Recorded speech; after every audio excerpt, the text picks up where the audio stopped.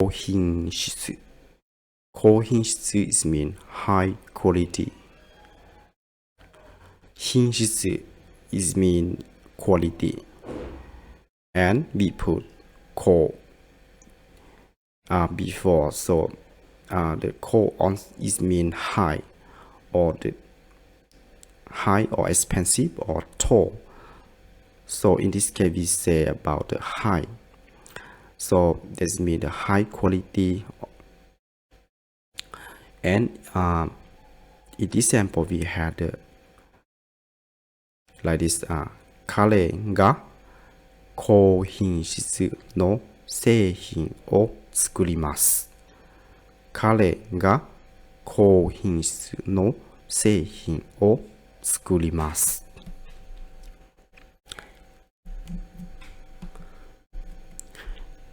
And it means he makes high quality products.